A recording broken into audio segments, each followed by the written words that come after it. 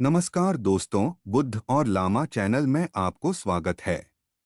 चलिए आपको पुराणों में वर्णित एक कहानी सुनते हैं जो आपको बताएगा कि हर जीव को उसके काम के अनुसार फल मिलता है। अगर कोई अच्छे काम करता है तो उसे अच्छे फल मिलते हैं और बुरे काम करने वाले दुखी होते हैं। श्री कृष्ण ने बताया कि एक गांव में दो आदमी रहते थे। एक बहुत धार्मिक था और हर दिन मंदिर जाकर भगवान की पूजा करता था। लेकिन दूसरा आदमी जो नास्तिक था, हर दिन मंदिर जाता था और अपने पति से धन चुराकर जूते, चप्पल और दाल खरीदता था। एक दिन गांव में भारी बारिश हो रही थी और मंदिर में एकमात्र पुजारी था। नास्तिक आदमी मंदिर गया और सब कुछ चुराकर वहां से चला गया।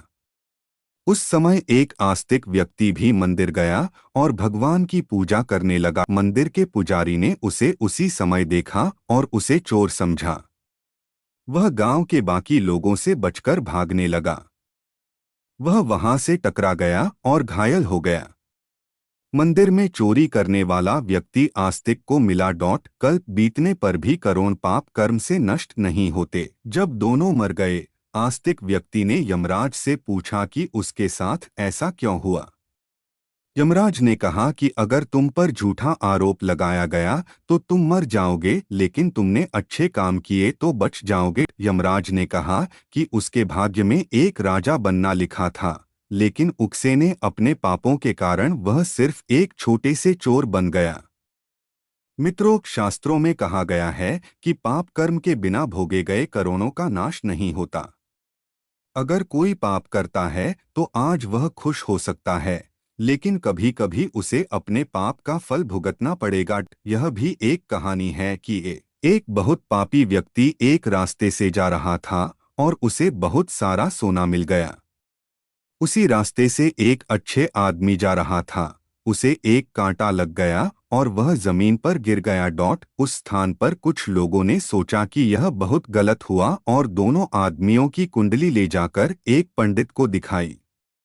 पंडित ने कहा कि पापी व्यक्ति का भाग्य राजा बनना था, लेकिन उसके पाप के कारण अब उसे सिर्फ इतना सोना मिला है। उस भले और धर्मात्मा व्यक्ति के जीवन का आज आखिरी दिन था, लेकिन उसके अच्छे कर्मों की वजह से वह बच गया।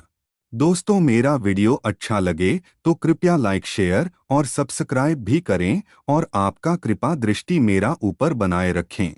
क्या बुरे कामों से बच सकते हैं? शास्त्रों में कहा गया है कि हर व्यक्ति को अपने अच्छे और बुरे कामों का परिणाम भुगतना होगा। नेक कामों से अच्छे फल मिलते हैं और बुरे कामों से बुरे फल मिलते हैं। हमें अच्छे और बुरे दोनों कामों का परिणाम भोगना होगा। भगवान श्री कृष्ण ने भगवत गीता में कहा कि कर्म की गति को समझना आसान नहीं है। इसका अर्थ यह है कि यह समझना बहुत मुश्किल है कि किस जन्म में हमने क्या किया है और उसका क्या फल मिलेगा। यह संभव है कि आपने हजारों जन्मों पहले किया होगा, जिस पाप के कारण आज आपको इतना बुरा हुआ है। इसके अलावा आप शायद अनजाने में कुछ गलत किया हो जिसके बारे में आपको पता नहीं है। क्या धोखा देकर किए गए पापों का परिणाम मिलता है? कर्म का सिद्धांत सटीक नहीं है, चाहे आप जानबूझकर करें या अनजाने में। अगर आप कुछ गलत करते हैं तो आपको उसका फल अवश्य मिलेगा। शास्त्र कहते हैं कि अगर आप अचानक आग को छुए तो आपका हाथ जलेगा ही। शास्त्रों में कई कहानियां हैं जो बताती हैं कि अनजाने में किए गए पाप का फल भी लोगों को मिला है। पांडवों के पिता महाराज पांडु की एक कहानी है कि उन्होंने एक हिरण को तीर मार दिया था। वे उस समय नहीं जानते थे कि एक ऋषि ने हिरण का रूप लिया था और उनको श्राप दे दिया था, जिसके कारण वे बाद में मर गए।